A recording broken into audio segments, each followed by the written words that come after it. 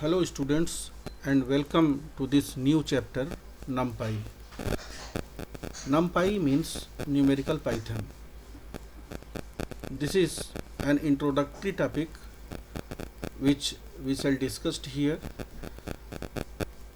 In this chapter we study the introduction about NumPy, what is NumPy, various functions used in NumPy, how we can create NumPy array, working with NumPy, and what are the various applications of the numerical Python. These are the contents which we have to study in this chapter. Students, before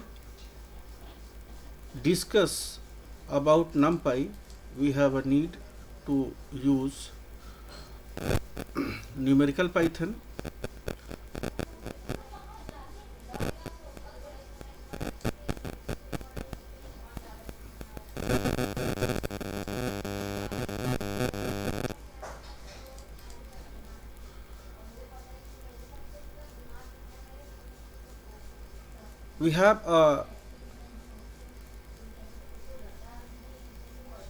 We have know how this NumPy works. To write the code of NumPy, first we have a need to import NumPy library. For NumPy library, we have need to write on the top of our code import NumPy as NP. NP stands for numerical Python, where we study NumPy array function and np.array function. So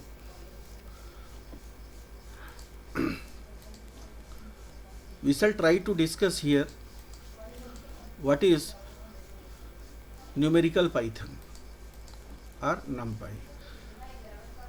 हम सभी लोग जानते हैं कि array is a general refers to a name group of homogeneous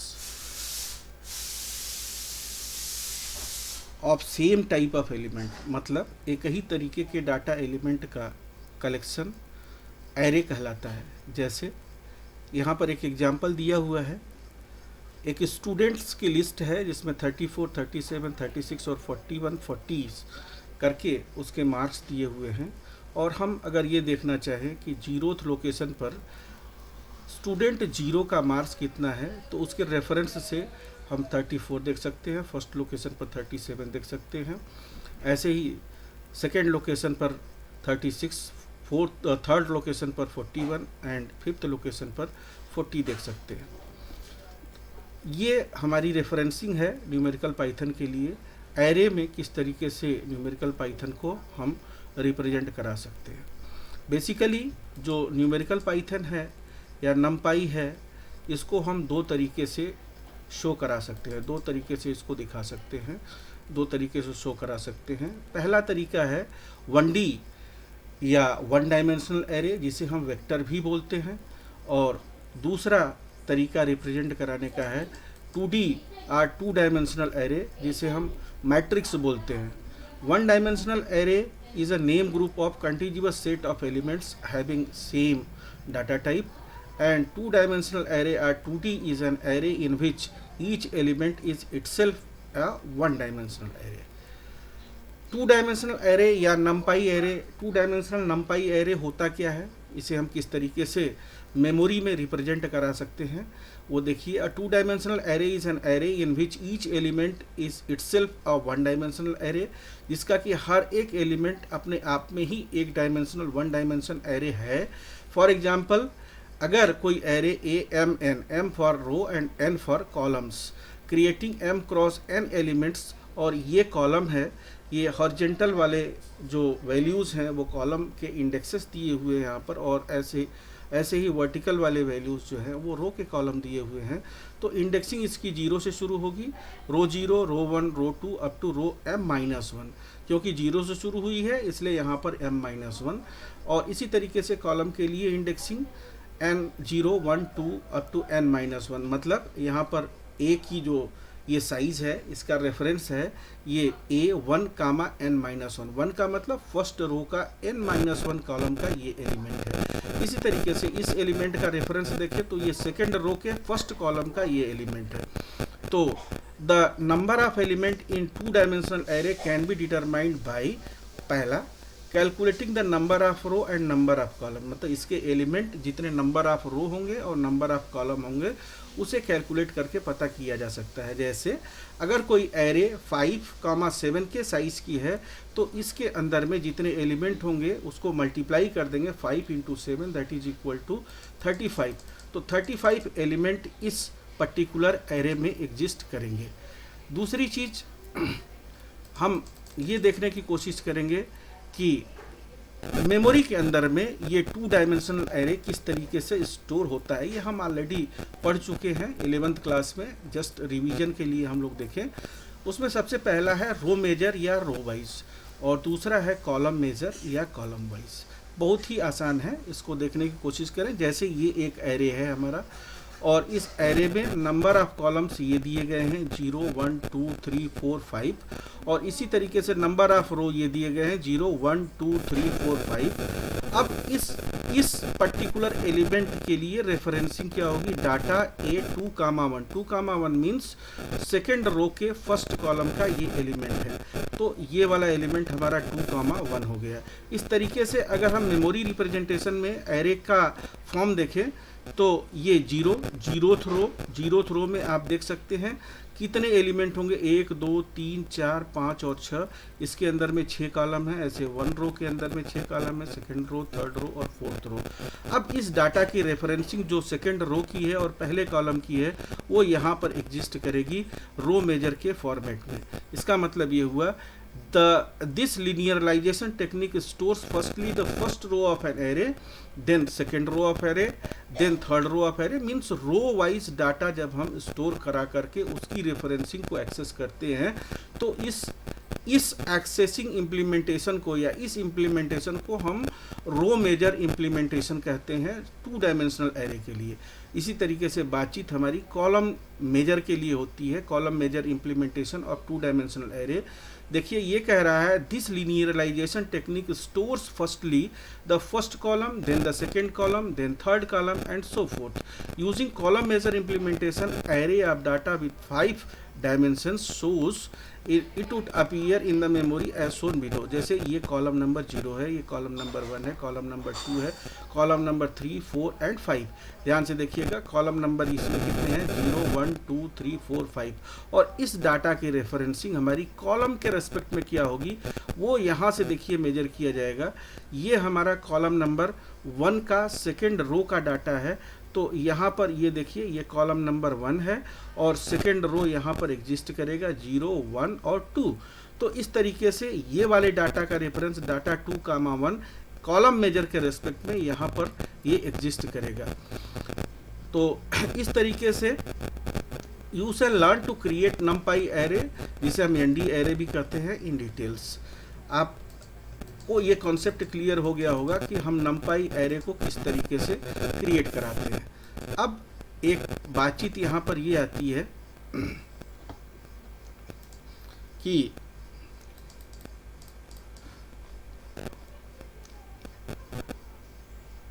किस तरीके से हम नमपाई को पाइथन कोड पर यूज़ करते हैं। जैसा कि हमने पहले ही बताया था, नमपाई एरे का यूज़ करने के लिए सबसे पहले हम लिखते हैं इंपोर्ट नमपाई एज NP। अब इंपोर्ट नमपाई एज NP लिखने के बाद में एक लिस्ट देखिए यहाँ पर क्रिएट किया गया जिसके अंदर में 1 2 3 4 ये 4 एलिमेंट हैं और इसको एक्सेस अगर हम कराएं तो A1 is equal to NP dot array और ये लिस्ट जो इसके अंदर में वैल्यूज़ डाली गई है इसे एज ए आर्गूमेंट इसके अंदर में हम पास कर देंगे। और यहाँ पर जब हम प्रिंट कराएंगे तो हमारा जो प्रिंट होगा वो देखिए किस तरीके से होगा। ये हम किसी भी प्लेटफॉर्म पर स्पाइडर या जुपिटर या सिंपली पाइथन सेल पर भी हम इसको इंपोर्ट करा करके यूज़ कर लेते हैं। रेफरेंस आप सभी लोग जानते हैं, ये इंडेक्स है, ये हमारा वैल्यूज़ हैं, डाटा वैल्यूज़ हैं। यहाँ पर सबसे पहले हम NPy एज एरे, यहाँ पर import numpy as N P लिख लिए, लिस्ट के अंदर में ये वैल्यू डाल दी, A is equal to N P dot array list, उसके अंदर ए को एक्सेस करेंगे तो क्या होगा, एरे के फॉर्म में ये लिस्ट हमारी आ जाएगी, प्रिंट ए करेंगे तो यही वाला लिस्ट यहाँ पर एक्सेस हो करके आ जाएगा। सेम ये हम जुपिटर के प्लेटफॉर्म पर किए हैं। अब बातचीत ये आती है कि individual element of above array can be accessed just like this. You can access this list array name और index। अगर हम किसी भी array की index दे तो वो लिस्ट हमारी ऑटोमेटिकली एक्सेस हो जाएगी। जैसे एक वेरिएबल लिया a is equal to N P dot array, ये 2 डायमेंशनल एरे नेस्टेड लिस्ट की बातचीत यहाँ पर है, 10, 11, 12, 13 और 21, 22, 23, 24। तो इस तरीके से हम अगर इसको देखें तो अगर हम एरे A7 1, 3 की बातचीत करें, मतलब इस एरे में पहले रो के तीसरे कॉलम वाला एलिमेंट कौन सा होगा, तो देखिए ये हमारा ऑटोमेटिकली ये वाला एलिमेंट हमारा निकल करके आ जाएगा 24।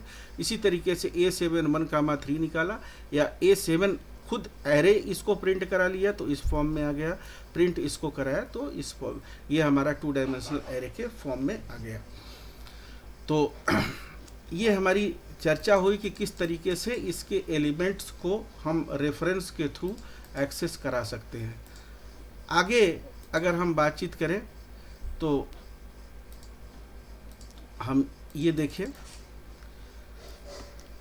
कुछ एनाटॉमी है नमपाई एरे में यूज़ किए जाते हैं, जैसे कि एक्सिस क्या होता है, और एक्सिस के लिए एनडी एरे में ये एलिमेंट है 1 डायमेंशनल है तो इसकी एक्सिस 0 हो जाएगी। 2 डायमेंशनल है एनडी एरे की तो देखिए ये 0 एक्सिस और ये first axis, axis number 1। Multi dimensional है तो इसके लिए 3 एक्सिस होंगी, 3 एक्सिस होंगे, एक्सिस 0, एक्सिस 1 एंड एक्सिस 2। मतलब एक्स वाई जेड 3 प्लेन होंगे, एक्स के लिए 0, वाई के लिए 1 और जेड के लिए 2। Axis 0 is the first axis and run along the row, ये रो के अलॉन्ग जो है मूव करेगा। एक्सिस 1 कॉलम के अकॉर्डिंग मूव करेगा। और इसमें कुछ इंपॉर्टेंट चीज़ है, every new dimension add to get next axis numbers और axis are always numbered 0 onward the ND array. फिर हमारी नेक्स्ट चर्चा होती है वो रैंक क्या होगा।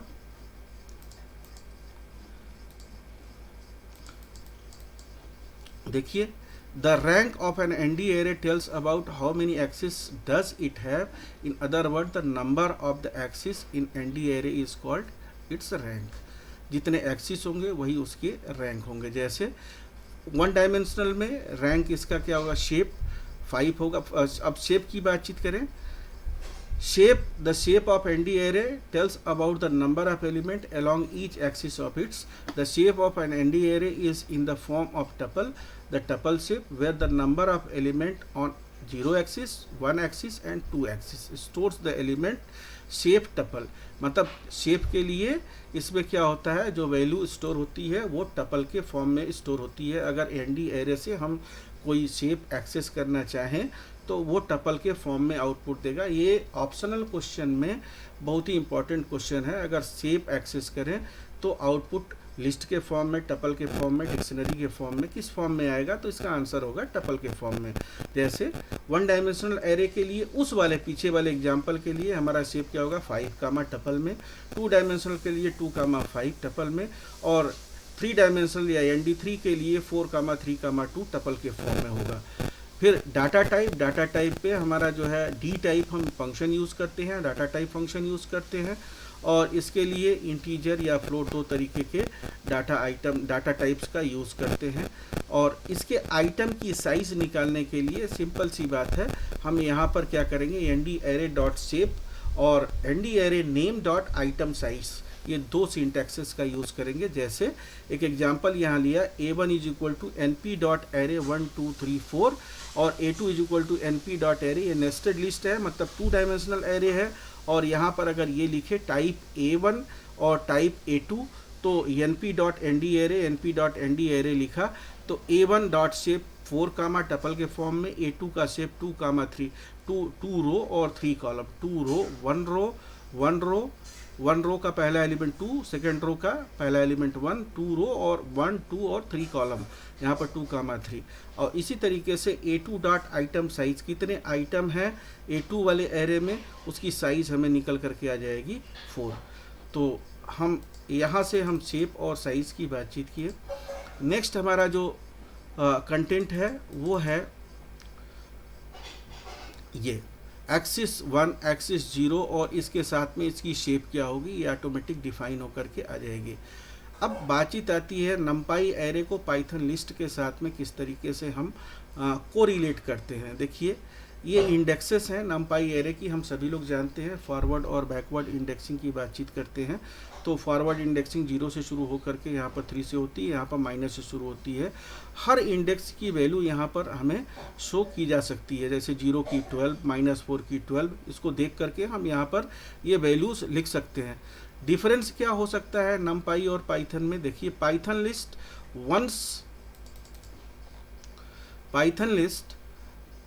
once a numpy array is created, you cannot change its size. You can have create a new array and override existing one. मतलब आपको इसके लिए क्या करना होगा, एक बार साइज अगर पाइथन लिस्ट बना दिया तो इसको हम चेंज नहीं कर सकते हैं। और दूसरी चीज ये है every नंपाई array can contain element of homogeneous type, एक ही तरीके का एलिमेंट नंपाई एरे में हम कंटेन करके रख सकते हैं, जबकि लिस्ट में ऐसा हम नहीं कर सकते हैं। तीसरी चीज कह रहा है an equivalent NumPy array occupy much less space than Python list. Python list के कंपैरिजन में नंपाई एरे जो स्पेस होता है वो मेमोरी में कम ऑक्यूपाई करता है, कम लेता है। NumPy array are support to vectorize, ये वेक्टराइज ऑपरेशन को पूरी तरीके से सपोर्ट करता है, जबकि लिस्ट इसको सपोर्ट नहीं करता है।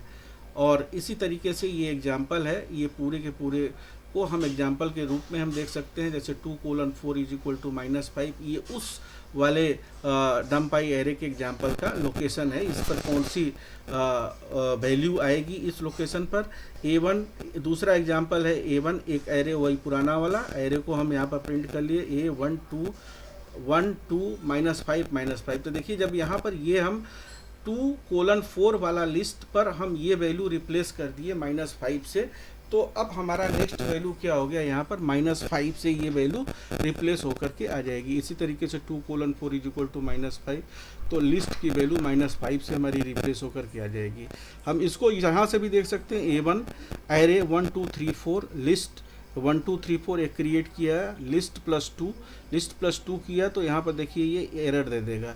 जबकि यहाँ पर A1 + 2 किया तो ये चीज़ जो हमारी टपल के फॉर्मेट में, देखिए ये एरे के फॉर्मेट में हमारा आ गया, और जो पुराना वाला लिस्ट है उसमें 2 हमारा ऐड होकर के आ गया।